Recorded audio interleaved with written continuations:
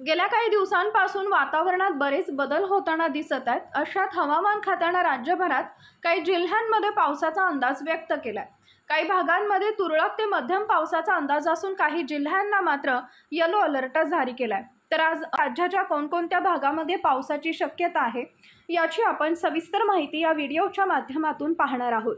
तत्पूर्वी तुम्हाला एक विनंती, तुम्ही व्हिडिओ तर पाहताय पण चॅनलला सबस्क्राइब करत नाही, त्यामुळे चॅनलला सबस्क्राइब करून व्हिडिओला एक लाईक नक्कीच करा।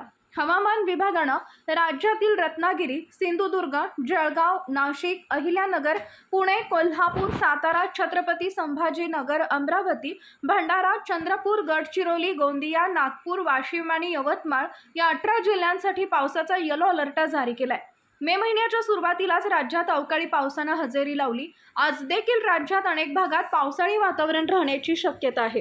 हवामान विभागाच्या अंदाजानुसार कोकण, मध्य महाराष्ट्र, मराठवाडा आणि विदर्भाच्या विविध भागांमध्ये ढगाळ वातावरण, वादळी वारे आणि विजांच्या कडकडाटासह पावसाची शक्यता वर्तवण्यात आली आहे।